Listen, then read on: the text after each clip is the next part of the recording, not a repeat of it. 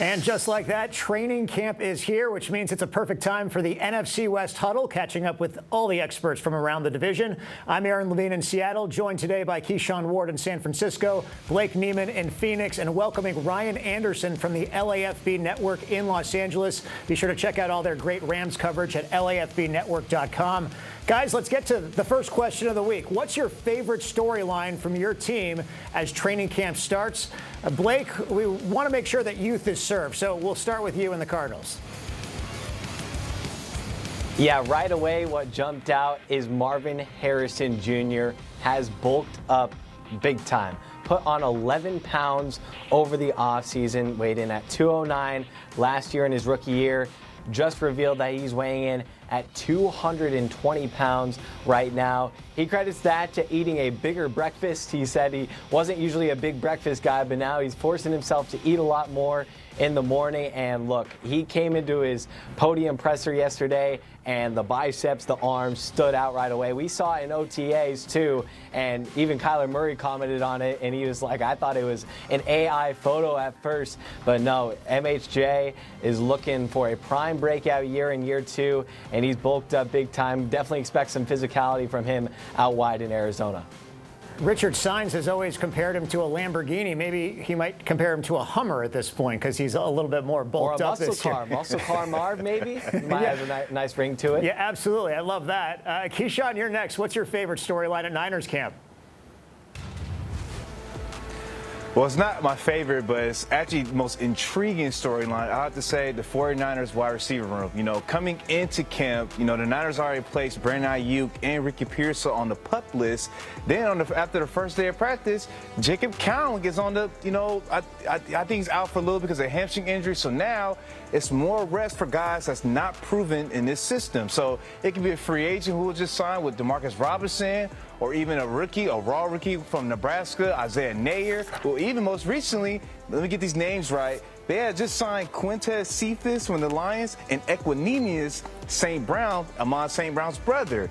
And then most recently today, Gabe Davis, a former Jaguars wide receiver, he said he has interest playing for the Niners. So who is going to seize this moment in that wide receiver room to get more reps and become a key component in this offense? Because right now, Juwan Jennings is the only one that's established because the other receivers, they're not healthy right now. So we got a lot of attention on the receivers so far. Ryan, you're up. What's your favorite storyline at Rams camp? It is, what is this offense going to look like without Cooper Kupp? When he was drafted back in 2017, Sean McVay turned over his whole 12 personnel identity to go to this 11 personnel offense that he was so famous for and ran successfully. Cooper Kupp's gone. They're bringing in Terrence Ferguson, another tight end, to go along with Tyler Higbee. So there's going to be more 12 personnel packages. There's going to be 21 personnel packages. He's going to deviate from 11 personnel. It's going to look much different, and I'm excited to see what that's going to look like, but we're going to have to wait to see what that's going to look like exactly because Matthew Stafford isn't practicing for the first 5 practices.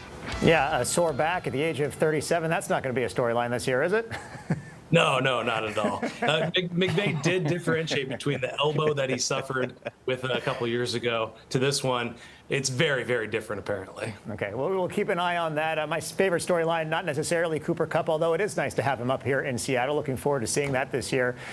It's obvious from my perspective it is Sam Darnold because the jury still out on him. Is he a good quarterback or is he not a good quarterback?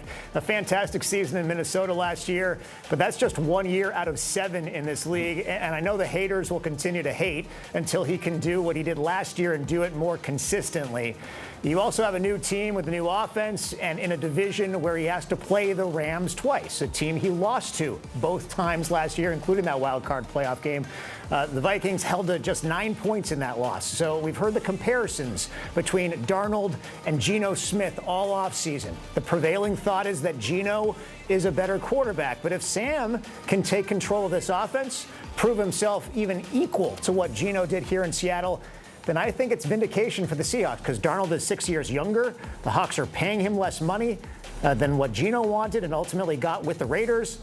And they also got a third-round pick out of that trade, which ultimately netted them Jalen Milroe, which happens to be my second favorite storyline of this training camp because we're going to see a lot of Milroe and preseason games. I'm curious how differently he runs this offense, and even more curious to see how the Seahawks use Milroe during games this regular season, because I think he's more than a quarterback. He's a great weapon to have on situational downs. So for me, it's the quarterbacks during training camp. Sam Darnold first, Jalen Milroe second. My favorite two storylines at Seahawks training camp. Up next, what is the most underrated storyline of training camp? We'll start with you this time, Keyshawn. What are people overlooking or not giving enough attention to when it comes to the Niners training camp this year? Oh, my God, who's going to win the kicking competition between Jake Moody and Greg Joseph? I mean, yesterday in the press conference, thankfully, somebody asked Nick Bosa about it. Even Bosa, he laughed, he chuckled. He was like, you know what? This is probably the first time in my career I'm actually watching the kickers kick, because we got to know who's going to win it. And then after they asked asked Nick Bosa, then they asked George Kittle, and Kittle was like, you know what? That's a pretty good point by Nick Bosa, because I think the players realize that is such a pivotal position on this team, because off the top of my head, you know, when they lost to the Cleveland Browns in Cleveland in 2023, or even last year against the Tampa Bay Buccaneers, when Jake Moody missed multiple kicks, or against Arizona in this NFC West. So that competition is really going to determine a lot for this team, because you got to be able to depend on your kicker when you really need him, when it matters. So let's kick it on over to Ryan. Then you're next. What's the most underrated storyline of Rams training camp?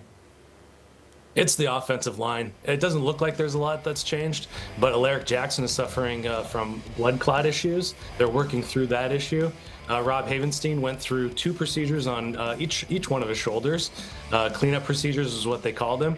But at his age, injury is going to happen at some point probably. And then they bring back Coleman Shelton, who performed well in 2023 for them. Spent a year with Chicago. Didn't look great there. Can he just slot back in there and improve the offensive line? This team is going to be offensive line dependent. We were talking about Stafford at 37 years old. We got to keep him off the ground. He was the 3rd most hit quarterback last year, and that took its toll. He had a rib injury that really limited him towards the end of the season.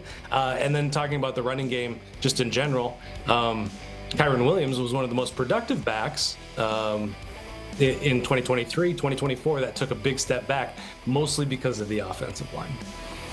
Okay, I'll go next. I think it will be noticeable if you're physically at training camp, but for those who aren't there to see it for themselves, the most underrated storyline is the return of the fullback to the Seahawks offense. I'm not exactly sure why the Seahawks got away from it for a majority of the last decade or so, especially because Pete Carroll always wanted to run the ball more often. But now, under Clint Kubiak, new offensive coordinator, they're emphasizing the running game. They're bringing back that hard-nosed running style and winning at the line of scrimmage, and doing so with not just extra tight ends, but also the fullback position. So we've now got Brady Russell, who they're converting from a tight end into a fullback, competing with a rookie, Robbie Oots, who played both tight end and fullback at Alabama. Listen, it's not the position competition that gets everybody excited this year, but whoever wins that spot, I think, is going to play a very big role this season that we haven't seen lately in Seattle. And I'll be honest, I am jealous of the 49ers and watching Kyle Juszczyk just dominate out there for so many years. Here in Seattle, we've had the Max Strongs and the Leonard Weavers, even Will Tukwafu, who you also had in San Francisco, by the way, around the Super Bowl years. And to kind of get back to that kind of football, pretty exciting to me. Blake, what's the most underrated storyline with the Cardinals this year? Yeah, I think it's the battle for the starting cornerback spot. A lot of attention has been on the defense this offseason for the Cardinals in free agency and in the draft, and especially on the linebacker spot with Josh Sweat and the edge and the defensive line. But looking at the back end, a big underrated note of this offseason was the loss of Sean Murphy-Bunting, their starting cornerback, to a non-football related injury, which could cost him his salary for this upcoming season. So he's going to be out for all of 2025. That kind of leaves the cornerback starting spot up for grabs. I know that Starling Thomas is coming back. He started in 15 of 17 games last season. But then for that other spot, you're looking at Max Melton and Will Johnson, each of the last 2 second-round picks for the Cardinals. Melton out of Rutgers last season played in all 17 games as a rookie, whereas you're looking at a guy like Will Johnson out of Michigan. A lot of people had questions about him coming into the draft because of some lower body evaluations that were made during the draft of how long that could last. But look, he was projected to be a first-round talent a couple of years ago and very well could be the steal of the draft. He goes out and proved it, just signed his rookie deal. So I'm looking at the back end of the Cardinals defense to see how that's going to play out on the edges. We will keep an eye on that this season as well. Next up, where does your team need to make the most progress over the next month and a half before the regular season begins? Ryan, you're first up this time. Where do the Rams need to make the most progress this year? It's on defense. It's everything but the front four. So Jared Verse, Kobe Turner, all those guys up front, they're going to look great again, I'm sure. Everything else, though. Everything else. Linebackers, we got Nate Landman from Atlanta coming in. We've got Omar Spates, a former UDFA. We've got Chris Paul, who is a 5th-round draft pick. We've got Troy Reeder, who's never been a starter full-time in the NFL at linebacker. And then in the secondary, they didn't add anybody to that room through the draft or UDFAs. So we're going to go with 32-year-old Darius Williams and Akella Witherspoon coming off of another season with injuries. They've got some interesting safeties with Quentin Lake and Cam Curl and Cam Kinchins. But that was the Achilles heel, really, when it came down to it last year. Could not keep those deep, explosive passes. Could not stop the run sideline to sideline. So that's everything they got to work on back there. Yeah, Akella Witherspoon just drive a stake through the heart of Seahawks fans, the former Seahawk, and then doing it to the Seahawks against the Cardinals in the last game of the regular season last year to clinch the division for Los Angeles. That was tough to watch. I will go next. It is no secret that the Seahawks offensive line once again under scrutiny, and it will be until they perform better. They drafted Gray Zabel with their first-round draft pick. He locks down the left guard position along with Charles Cross. So on the left side of the line, it's going to be pretty solid. You got a seemingly healthier Abe Lucas at right tackle. So honestly, listen, his health is going to be a huge factor for the Seahawks this season, but you still have question marks at the right guard position and at center. Basically 3 guys for 1 spot at right guard between Anthony Bradford, Christian Haynes, and Satoa Lomea, and a battle between Oluwatimi and Jalen Sundell at center. I'd love for those 2 spots to be just secured midway through training camp so all 5 of these guys can start to build a chemistry with one another. You got a brand new offensive line coach in John Benton, who also worked with Clint Kubiak in New Orleans. They're on the same page there. And really, the Seahawks will go this season as their offensive line goes because they need to run the ball. They need to protect Sam Darnold better than they protected Geno Smith last season because Darnold does not have the escapability that Geno had. So again, it's the offensive line that needs to make the most progress before the opener. Hopefully they can hit the ground running. Blake, you're next. Where do the Cardinals need to make the most progress before the regular season starts?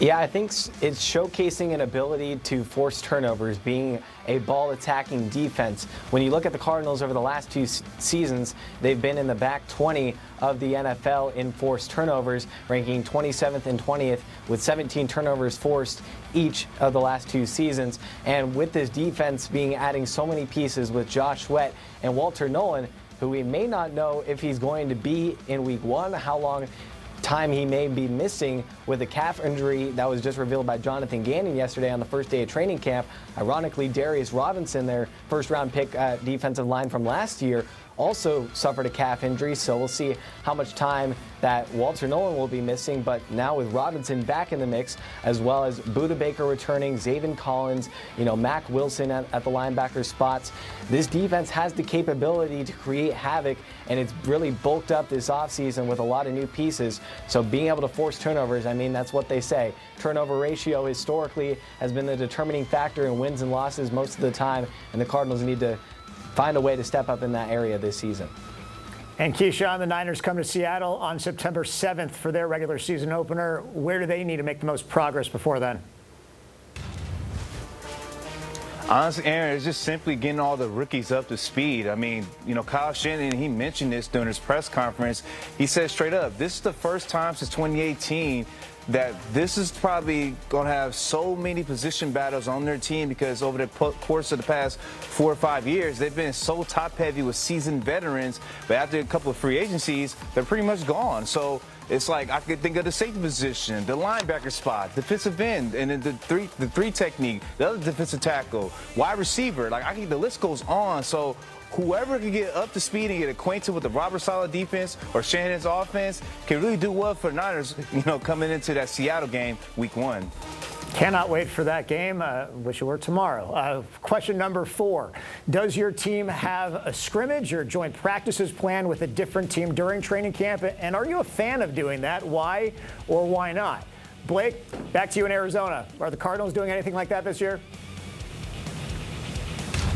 Yes, the Cardinals are going to be having a joint practice with the Denver Broncos on August 14th, just a couple of days ahead of their preseason game, the second preseason game for the Cardinals. And look, I'm personally a fan of this. Jonathan Gannon is a fan of this. He's very admirable of Sean Payton and what he's doing there, and he just thinks adapting to the altitude there, it's a good challenge. It's a good way to kind of bounce ideas together with fellow teams around the NFL when stakes aren't super high yet with things being in the preseason. I think it's a good way for players and coaches to get a different look at different personnels and different ways that teams go about things in a practice setting as opposed to game day when you're totally focused on going against your opponents. I like the idea of it. Yeah, I know it's just a preseason game in Denver, but if you look historically in the first 2 weeks of the regular season, games played in Denver, the Broncos have a huge advantage because of the altitude and because of the weather, the summer weather being so hot there early on in the season. Keyshawn, you're next. What do the Niners have planned, if anything, outside of their preseason games? And do you like joint scrimmages or practices? Well, and you just mentioned the Denver Broncos. We plan to see them pretty soon when they come down to Santa Clara, which is going to be really fun, as we talked about many times on this show, because you got Dre Greenlaw and Talanoa Hufanga, who are Denver Broncos, coming back to play some of their former teammates.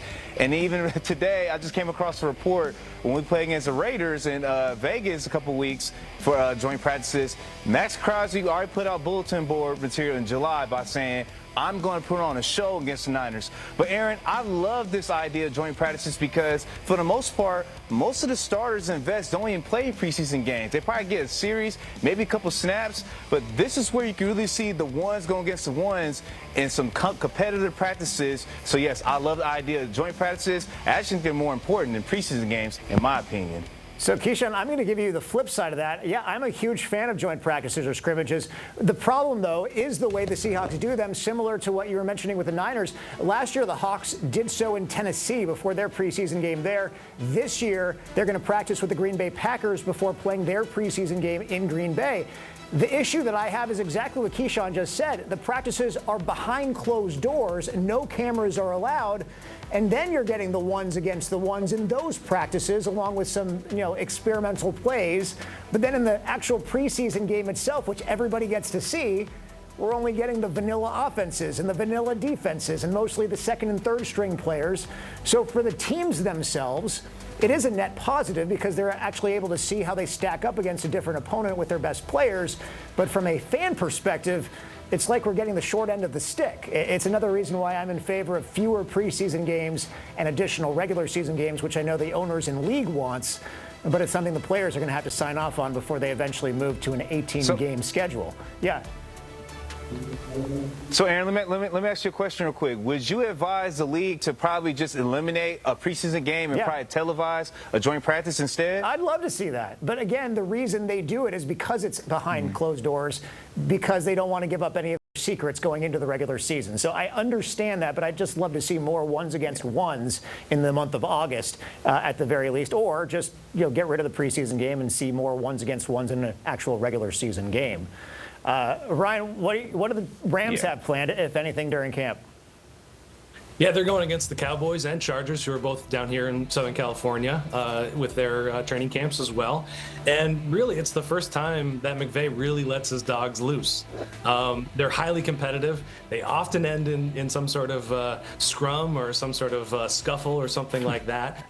Just a couple of years ago, Aaron Donald had a Bengals helmet in each of his hands, ready to swing. They really let loose and they have a lot of fun with it. So I'm 100% in favor of it. McVay plays none of his starters whatsoever. We don't get any glimpses of those in the preseason. He runs very light and deliberate practices. He doesn't want to see anybody injured on the practice field during training camp. So these are the two opportunities where actually these guys who are trained to hit people get to go out and hit people and enjoy themselves in their profession in that way.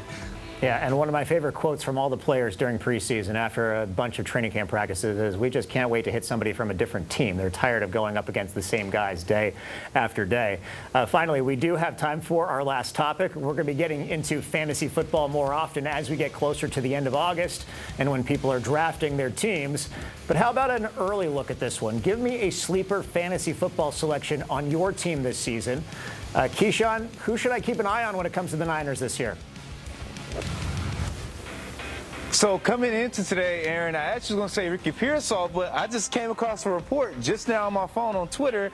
I guess it might be Isaiah Nader, the rookie I just talked about from Nebraska. They say he completely stole the show today at practice. So that's going to be something fun to really watch. But I'm going to go with my original answer. I'm going to say Ricky Pearsall for now, if he stays healthy, just because Christian McCaffrey and George Kittle are the focal point on the offense right now, and I believe that that's going to create more opportunities for Ricky Pearsall because he'll have more one-on-one coverage with the number 2 and number 3 corner since Juwan Jennings is coming off a productive season, and now defensive teams going to be scheming against Jennings to try to take him away. So Pearsall will get a lot more one-on-one opportunities, so he'll be a sleeper in fantasy this year. Okay, Pearsall is now on my list. As for the Seahawks, I'm very proud of my pick of Jackson Smith and Jigba last season, only because what we saw in OTAs and minicamp and training camp actually came to fruition during the year. He had a breakout season, 100 catches, more than 1,100 yards receiving, 6 touchdowns.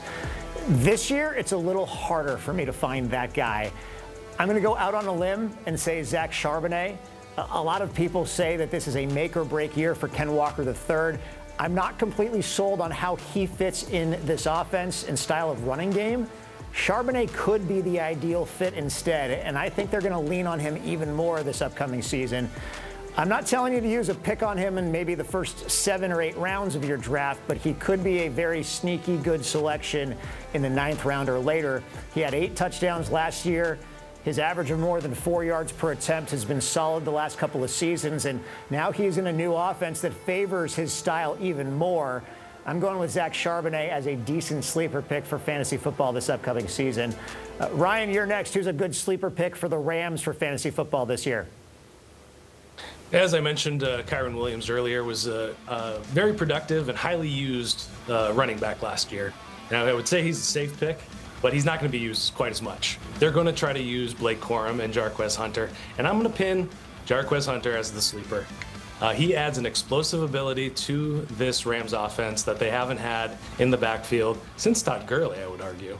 So I would keep an eye on him. They're going to use more 21 personnel packages, and they're going to use a guy like Hunter on those, 3rd and long distances where he can kind of pick up some garbage yards.